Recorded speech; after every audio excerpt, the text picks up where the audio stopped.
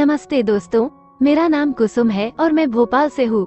ये heart touching story मैं उन सभी पत्नियों के लिए लिख रही हूँ जो अपने पति के स्मार्टफोन इस्तेमाल करने की आदत से तंग आ चुकी है। ये शॉर्ट स्टोरी मैं न सिर्फ उन औरतों व लड़कियों के लिख रही हूँ बल्कि अपने पति के लिए भी लिख रही हूँ और मैं उम्मीद करती हूँ कि मेरी इस स्टोरी को सुनकर वे मुझसे नाराज नहीं होंगे। तो आइए सुनते हैं ये स्टोरी एक लिखी हुई पत्नी के द्वारा। डियर हस्बैंड, मैं जब से आपके घर आई हूँ मैंने पूरी कोशिश की है कि घर में सबको खुश कर सकूं। 2 साल पहले शादी के बाद जब मैं आपके घर आई थी तो उस समय को आज तक नहीं भूल पाई। इतनी खुशी मुझे जिंदगी में कभी नहीं मिली जितनी आपने दी। लेकिन आज मेरी आपसे एक शिकायत है। मैं जब भी सुबह जल्दी उठकर आपके लिए नाश्ता बनाने जाती हूँ तो ये सोचकर फटाफट अपना काम खत्म कर देती हूँ ताकि मुझे कुछ टाइम मिले आपके साथ बिताने का।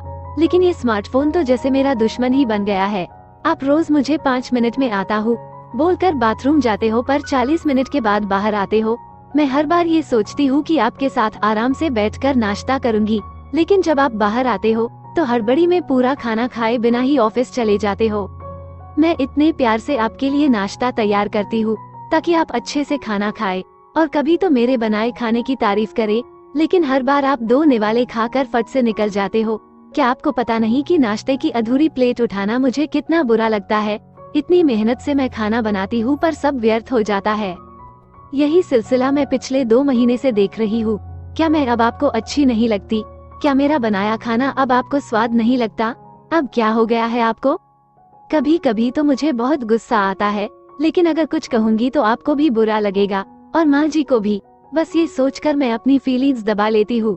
इसीलिए मैंने सोचा कि इस कहानी के जरिए आपको थोड़ा एहसास करवाऊं।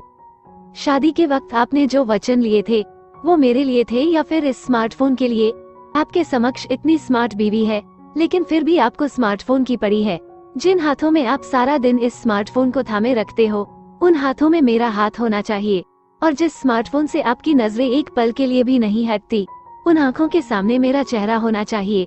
अब तो मुझे आपके इस स्मार्टफोन से जलन होने लगी है। आप अपने स्मार्टफोन का डाटा पैक रिचार्ज करना कभी नहीं भूलते, लेकिन मुझे घुमाना तो अब अक्सर भूल जाते हो। पतिदेव, थोड़ा मेरा भी ख्याल करो और मेरी खुशी का भी सोचिए। रात को सोने से पहले भी आप फेसबुक देखना नहीं भूलते, लेकिन ये जरूर भूल जाते हो कि आपके साथ आपकी पत्नी जो बहुत बेसब्री से इंतजार कर रही है कि कब आप फ्री हो और कब उसके साथ 2 बातें करेंगे। तो पतिदेव, स्मार्टफोन को छोड़िए और थोड़ा असल जिंदगी पर भी ध्यान दीजिए। अगर मेरी ये स्टोरी सुनकर पतिदेव आपको कोई दुख या गुस्सा हुआ हो तो हम बात करके मामला सुलझा सकते हैं। कम से कम आप इस बहाने मुझसे बात तो कर लोगे। तो दोस्तों, ये थी मेरी एक हार्ट टचिंग स्टोरी और मुझे उम्मीद है कि हर किसी को अच्छी लगेगी। सभी बहनें तो इस हिंदी कहानी को सुनेगी ही, साथ ही मैं चाहती हूँ कि हर पति को ये कहानी सुननी चाहिए ताकि उन्हें बीवी की अहमियत का एहसास हो और थोड़ा समय वो स्मार्टफोन छोड़कर पराये घर से आई अपनी पत्नी को भी दे।